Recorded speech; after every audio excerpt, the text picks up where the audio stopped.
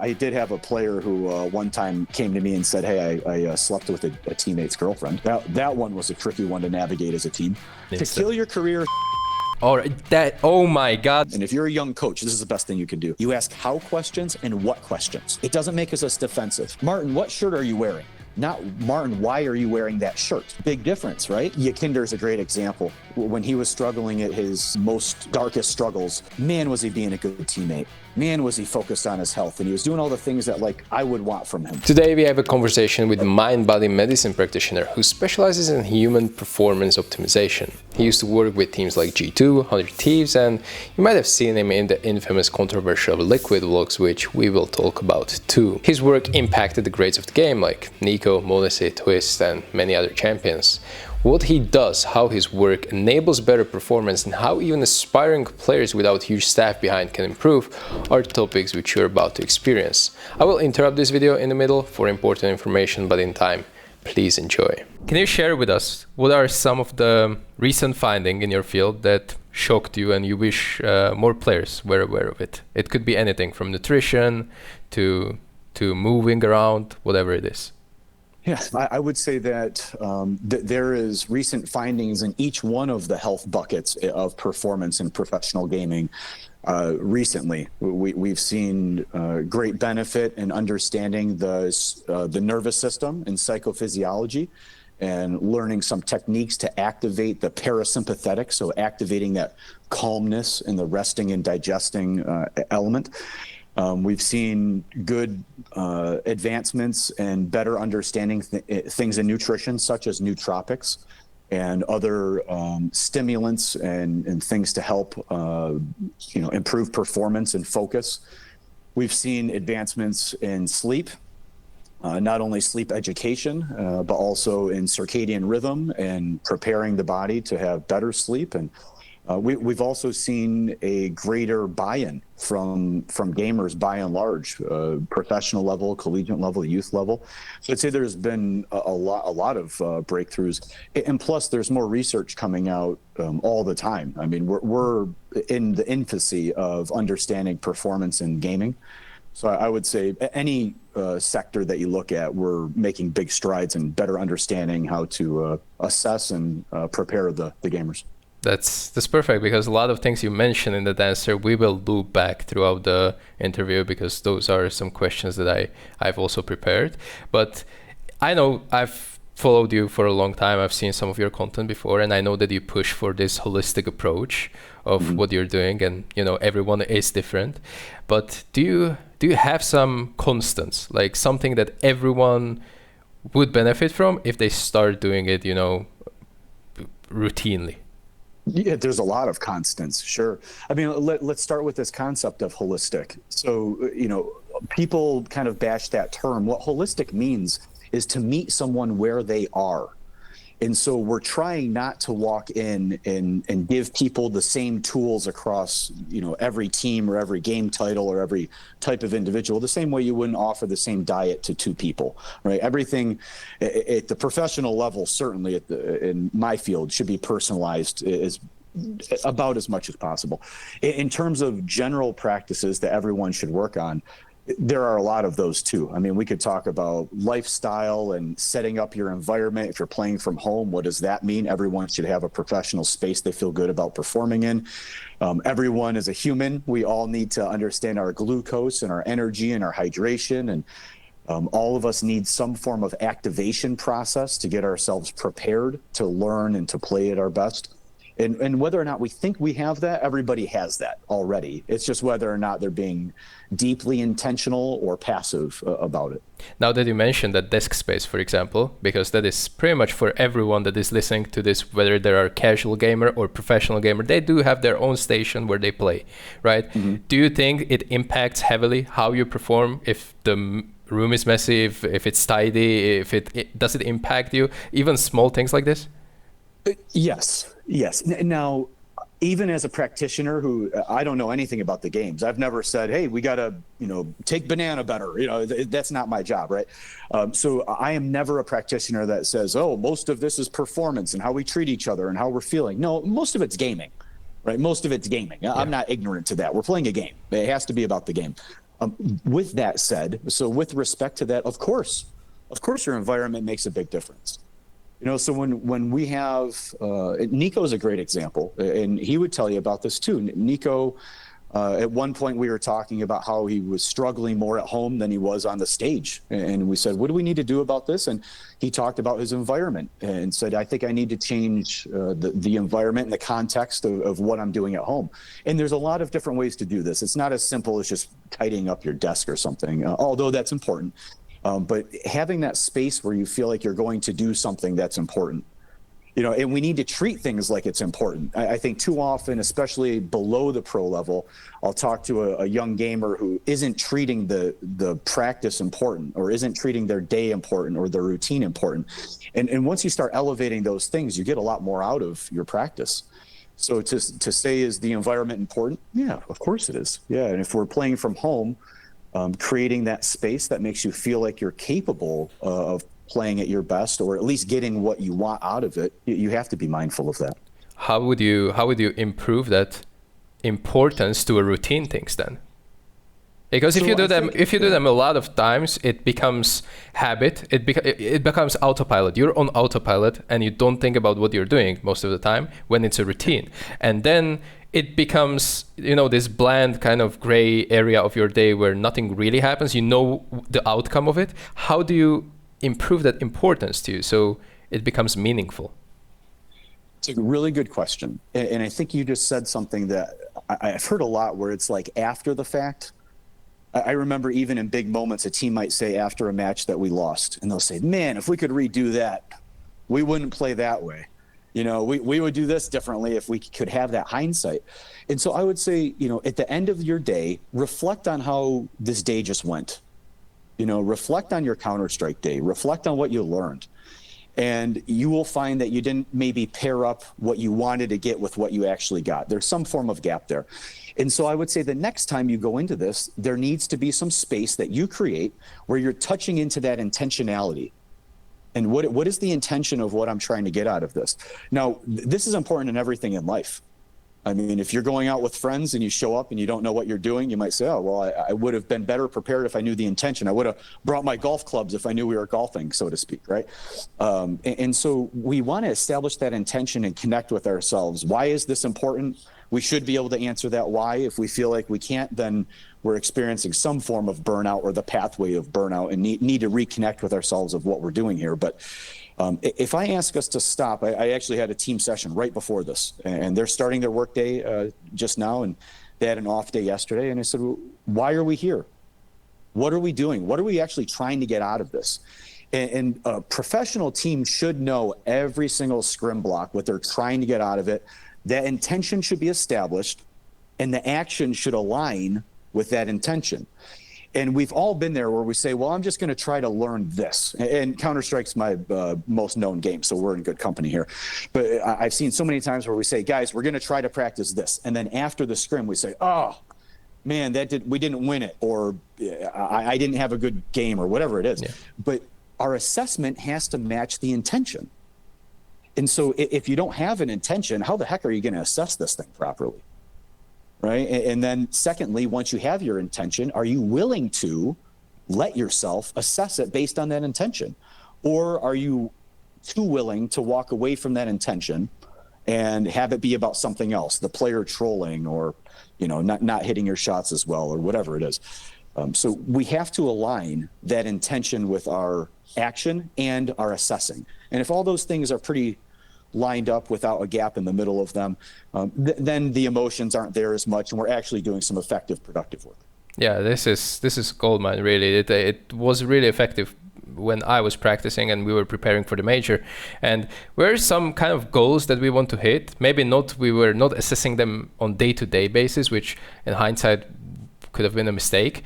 But we had like a weekly goals, and during that week, it naturally shifted apart where some players, wanted to focus on something different, and they weren't happy with the performance, so they leaned away from the talks that we've had in the beginning of the week, just so they could play a little bit better. So that was like an ego barrier where it didn't allow the team to progress that much, because players were not as in line with the team's goal. if that makes sense. Yeah. So that's that intention. And Martin, you have to retouch that. You have to retouch it to feel like you're back close to it. So, at the beginning of the season, if we establish a goal to make a major, win this trophy, make it qualify, whatever it is, right? And those are pretty obvious, and you say, okay, we don't need to come back to that every 5 minutes. We know that. We all agree on it. We feel good about it. But, there needs to be a day goal. There needs to be an hour goal. I love to come to a team and say, well, what were we trying to get out of that scrim? And you hear 5 different answers and you go, well, no kidding, we didn't get anything good out of it. We have 5 different intentions. So if you get too far away from it, the ego will come back into it. But eventually the ego has to. The ego has to be there. We're trying to self-preserve ourselves. There's roster decisions, and I've been with a lot of orgs. I've seen some roster decisions that are made by players or made by the org, and so we're all contemporaries, not including myself, excuse me, but all the players are contemporaries of each other. So they know what's at stake. And if you're not reconnecting to that, you will go out on your own. You will go rogue and play more out of ego, which I work in the professional level. So it's tough for me to say this to someone that isn't a professional, but the question is, how do you feel about your teammate? Are you taking care of them? Are you doing this for them? Is there a collective driver that outweighs your ego driver? And there has to be if you want to, win trophies in CS. All right. So we've mentioned a lot of times ego in the past few sentences, and this is good because it's kind of bridging to the next question. I've had this prepared, but without naming anyone, or you could, it doesn't really matter to me, but without naming anyone, could you describe some professional CS player you worked with that had incredible mental game, and what was he doing that others don't? Yeah, I won't use any names here just because I don't want to obviously contrast people. Yeah, but I have worked, for those that know my resume, I've worked with a lot of CS pros. I would say that they're focused on what they're trying to accomplish. Let me take a step back. The ones that are best mentally are preparing themselves as individuals first. And then they're getting ready as gamers. And then they're good teammates. And then they're offboarding their work day as gamers again. They're reviewing themselves as gamers. And then they're going back to being humans. And then they're getting a good recovery and preparing that person to do it again. And there's a lot. There's a lot of gamers that come to my mind when I think of that, many of them. The ones that are most successful at working with others don't get into the weeds on things that aren't their intention. So it kind of ties into what we just talked about. I've worked with JKS for, I just said I wouldn't use any names, but I'll use Justin for a minute. I've worked with JKS for 7 years. And when Justin's at his best, he's focused on the things that are most important, and the rest of it is just noise that he doesn't really entertain. Right? That's why you don't see him on Twitter and on Reddit and all this stuff. He's focused. He's focused on the game. He's in the room. He's putting in the time in the room. No one says he doesn't have the work ethic. So, those things build resiliency, but resiliency starts offline. If you have an emotional gamer on the server, you don't try to fix an emotional gamer on the server. You look at the whole package and you see that they're not generally resistant in their life. And resiliency in your life will transcend to the server. The little things that your teammate does, your teammate has to feel like they can mess up. And if you're constantly criticizing a teammate, you're belittling the teammate. That's a sign that you have an individual problem because you're comparing yourself to them and you need something from them. And the best guys are focused on themselves, and their teammates know if I mess up, NiKo's still going to have my back. Right. He's not going to chop me down. He's still going to have my back. You look at Monesi and NiKo and their relationship. Ilya knows no matter what I do in this life, NiKo's got my back. Right? Yeah. And then now you're not afraid to mess up on the server. But once you start removing that with each other, even the most resilient individual starts having a tougher time. Okay. And what about kind of the same question, but put backwards? Is there anyone in your career that you were simply almost like unable to help as a performance practitioner? Or what was the barrier? I don't want to, again, hear names, but what was that one thing that you just couldn't get over with? Definitely leave names out of this one. All of us are trying to figure out who the heck we are and what we're doing here, right? I mean, just to be kind of philosophical for a second. My job for these organizations and for the players is not to come in and help you understand your parents' relationship with you and unpack your childhood trauma. And sometimes those experiences have such a tremendous impact on an individual and really create part of their identity that having healthy relationships with their teammates is virtually impossible. Yeah. You know, there's many people in the scene that come from difficult situations, and I don't blame them. It wasn't their choice. Their upbringing wasn't their choice, and they're trying to navigate the best they can with that. So if you're an individual who has not had the ability to, due to time or effort or whatever it is, to overcome, let's say, childhood trauma or trauma from your past that makes it virtually impossible for you to connect properly with someone else, especially when you're doing something tough, like competing against Vitality to win a trophy or something, right? Like if you're doing these really challenging things that take all your energy and effort, and no one's telling you how to do it. You got a coach in the room. Hopefully they know what they're doing. Generally speaking, the organization's not telling you got to work this many hours and this is how to do it. Usually we're figuring it out on our own, right? So it makes it really self-accountable experience.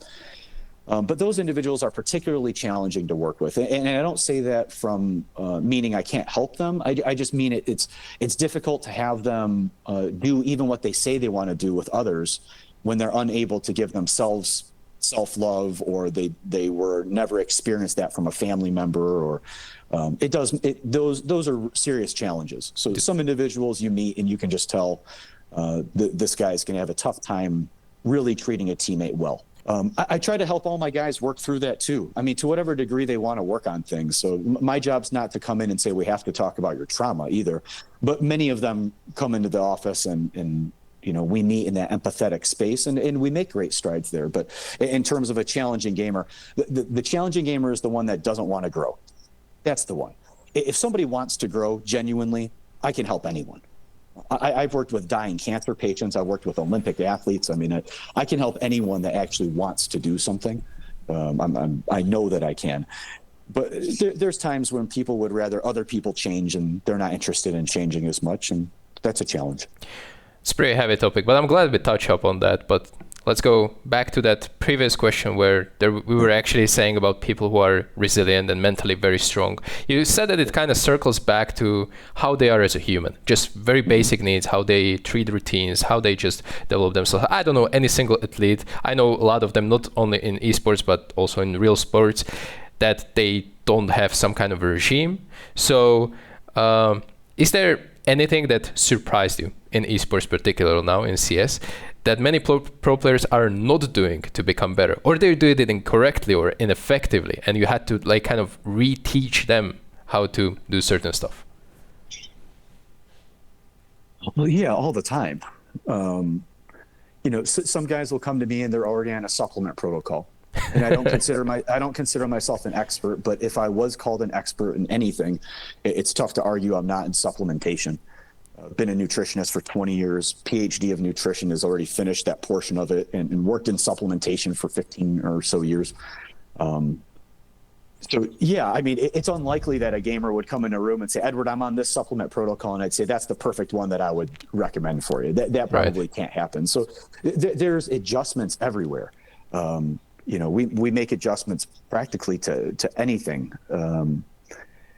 What surprised me, I mean, sometimes, you know, sometimes a guy from another team, a guy from a team I'm not currently working on will come up to me when I'm in a cafe and ask me an awesome question that really surprises me.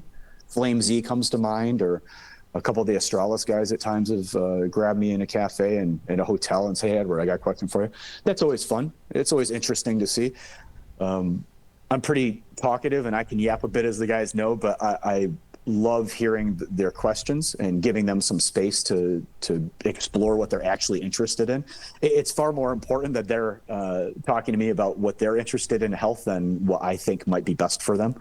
So I like to hear some interesting questions. No, I mean, questions all over the map, Martin. I mean, yeah. I mean, you can't leave us on a cliffhanger right now. You have to. Yeah, I mean, you have to let us know what they asked now. You know that. Yeah. Okay. I mean, I'll get questions. I mean, from parenting, from someone like Nitro, we might talk parenting and marriage and health and wellness, and you know, other guys it might be sexual health, or you know, some of my content creators, they go, Edward, I got to tell you this insane story and just get your opinion because you're a boomer dad and I got to have your insight. I mean, it's, I don't hold much judgment over the people that I'm meeting with. I'm pretty tough on myself, but I'm very empathetic of the clients that I work with. So I think they feel pretty free to tell me however they are, and I'm willing to meet them in whatever space they're in. So I get a lot of crazy things about their bodies and about relationships and life. And I don't know, in terms of CS, I mean, well, I'll take it out of CS. This didn't happen in CS, but I did have a player who one time came to me and said, hey, I slept with a teammate's girlfriend. That one was a tricky one to navigate as a team. But I promise you that wasn't in Counter-Strike, so no one looked into that one. And that'd be tough to figure out who I'm talking about. But yeah, I get some pretty interesting questions, Martin, you know, especially when they feel comfortable with me. This video is not sponsored by anyone, but I do want to mention that this is not the full talk. If you made it this far into the video, chances are you will love the uncut version, which is available at my coffee for every member. Some topics you will find there are about supplements, myths and tips, how he deals with critics of his own work, or what are some recent findings that he wishes more players were aware of. On Coffee, I upload unique, exclusive content for players of any level to improve, and in this age, not everyone can afford to spend money, which I completely understand, but what I can ask for to continue my work, please consider subscribing to the channel. You have no idea how that helps. Thank you. Let's get back. All right, so let's go to a little bit casual scene right now. I know that you are expert at pro level, but when you get a chance to work with a player that is new to professional esports, let's say you're in a certain team and that certain team picks up a complete rookie, right? So this is his first real team. Can you tell me what are the biggest gaps to bridge between him and already experienced pros? So when you look at this for our viewers right now or listeners who are listening to us, those are probably those aspiring pro players. What would they have to prepare themselves to completely change, to elevate themselves to a new level if they joined your team? First thing is you got to be good enough. I mean, we're talking about CS. So when I talk to the guys about the intangibles, you know, they know it's about Counter-Strike. Yakinder is a great example. When he was struggling at his most darkest struggles, man, was he being a good teammate. Man, was he focused on his health, and he was doing all the things that like I would want from him, right? And I believe that those things ended up helping him in the long run and paying off and helping him rebound, but maybe they weren't as quick to help him. And Merrick's would tell you too, man, Edward, tell them this is about Counter-Strike. Like they got to be good enough at the game. They got to know the game.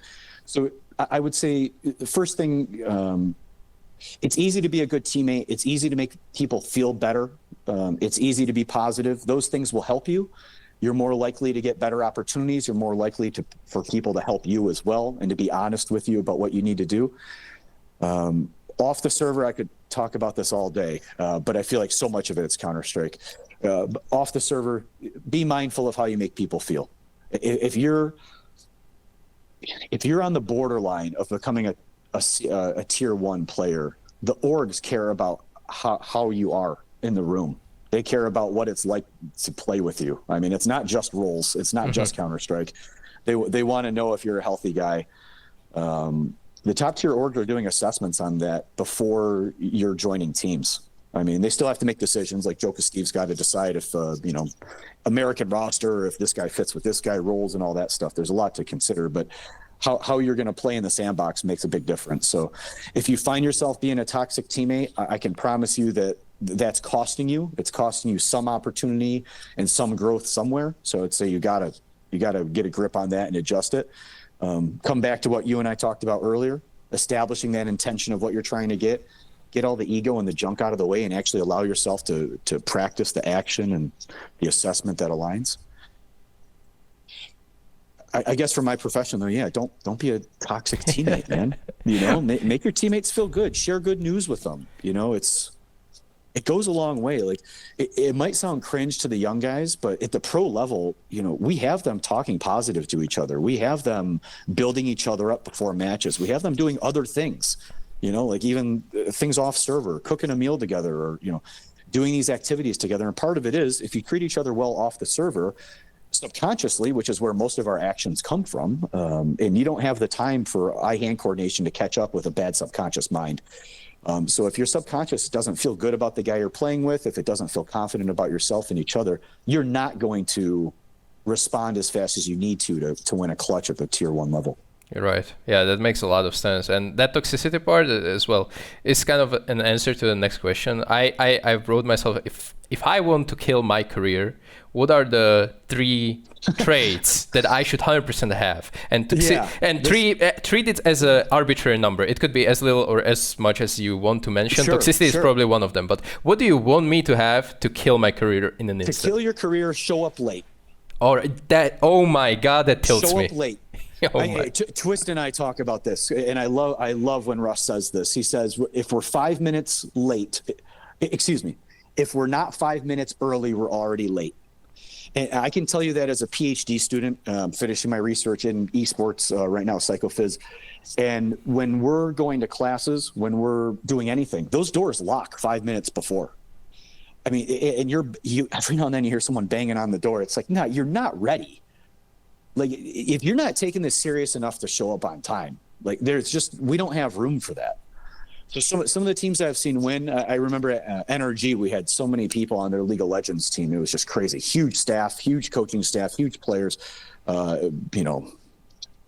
of people in the room, incredible number. No one was ever late. You're late, you're buying coffee for everyone, you're doing push-ups, we're ripping on you. It was like, it just was unacceptable. So you have to show up on time, you have to be ready. Don't show up and require other people to carry you. This is on you. This is the other way to kill your career. You expect someone else in the room to be the thing. Oh, this didn't feel good to my intuition. I hope Bob over there calls it out. We're not doing this right. I hope the coach corrects it. If you're giving away your outcome in life to someone else, you just lost. That's it. So you have to show up on time. You have to be self-accountable for everything you experience. It's not someone else's fault what you experience. You're where you're supposed to be for a reason. You're here because of everything you've done in your life. This isn't by mistake. This isn't on accident. So yeah, if you want to kill your career, show up a little late, show up unready, unprepared for the day, and let someone else carry the water for you, and you're done. About initiating those talks, they are often difficult talks to call someone out because it's uncomfortable. It's super uncomfortable. I do tons of one-on-one coaching on the side, and lots of players, they ask me on team problems that they face, and often it comes down to have this difficult talk. And how do you start one, or how do you navigate through all this? Because not everyone is built to, God forbid, in foreign language. Not everyone is native speaker, so it's hard to. It's one of the friction there. It's super difficult. I learned it after, let's say, my career is right now like 10 years old, and after 5 years, I began to even initiate these talks, because before that, I was extremely anxious about it. Yeah, well, and Martin, some players reach 30 years old without ever doing it. So if you're not willing to face the discomfort of your own life, it's unlikely you're going to face the discomfort of someone else's life, right? I invite all of you that ever hear this, the most important thing you can do is face your own shadows, work on yourself, figure out your problems. That's the most important part of your life. Face all of these things. Don't run away. Self-confidence grows by making small promises to ourselves that we keep. Self-confidence grows from facing these things. So as a practitioner, one thing I do, let's say I join a team that's already together, we empty that backpack to start. Let's get all of this stuff out. We make sure that we get to a foundation that we feel like we can do good work on top of this. Right. And I feel confident that we do that in the teams that I'm on, including at Liquid. We did that as well, including our bootcamp. So you create, and I'm happy to talk about that if you have a question. It's right up. It's coming right up. I have no idea how you met. Good. I'm leading well. I'm leading this conversation. Okay. So I would say, first they have to be willing to have those conversations together. Now, I don't rely on my players to do that on their own. I think it's really challenging. I put them in an environment where we have to do this. If we actually believe that we want to be the best team, then we have to be willing to have uncomfortable conversations. Otherwise, that goal is complete crap. It's like saying, well, I have a goal to be a marathon runner, but I'm not willing to run it all before the race. Yeah. Right? Like, well, good luck. That's not a client I'm even interested in talking to. So I ask them if they're willing to have the conversation. They don't have to navigate it well. They don't have to know what to say or how to say it. I don't expect anybody to. That's what I'm there for. So I help them navigate those conversations. If I see it's between this player and this player, we just do a group talk with the three of us, and we navigate that conversation. If it's with the whole team, and sometimes the introverts are a challenge to get to talk, you let them know, hey, tomorrow we're going to do this. I'd like you to bring up something that we've talked about in the session. And, are you comfortable in bringing that up if I facilitate it? And they say, yeah, I just don't want to, I don't know how to say it. And you help them with that. And usually what we're trying to do is express our perspective. You're trying to express how you feel or what you experienced. Okay. Right. You're not correcting anybody. You're telling them, and I tell coaches this all the time. And if you're a young coach, this is the best thing you can do. You ask how questions and what questions. It doesn't make us defensive. Martin, what shirt are you wearing? Not Martin, why are you wearing that shirt? Big difference, right? Because now if I ask you what, you get to describe the shirt. Oh, how did you get that shirt? Okay, well, this is how I got it. You put that in CS, what are we doing here? I get to describe it. Why are we doing this? Now I'm defensive, right? So you want to put guys in a situation where they can have an open conversation together. We'll put these things on the table. And then, kind of like I said earlier, if you don't check in and empty this thing out frequently, you're going to put some stuff in it. And it is going to become heavier, and you're going to be dragging it around. And then when you finally get to the moment where you wish it wasn't in the bag, it's far too late.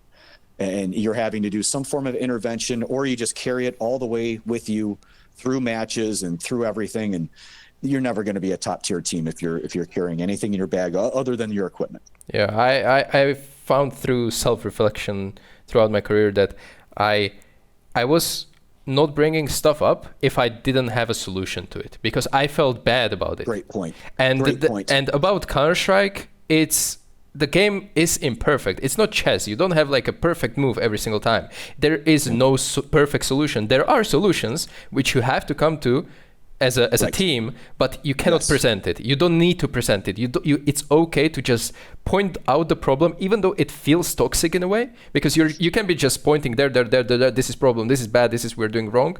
But if you don't have a solution, it's okay. That's what team is for there. Martin, brilliant. And what I like to do is I call that the acknowledgement. Guys, I don't have a solution. I don't know what else to say, but this just doesn't feel right. Mm-hmm. Hey, coach, can we come back to this round? Something just didn't feel right. I didn't feel comfortable, or I don't understand what we're doing as a group. Okay, well, what should we be doing? I don't have a clue. Yeah. Right? The people that are most confident with themselves, I feel like that about myself as a practitioner. When someone comes in and says, what supplement should I be on? I don't know.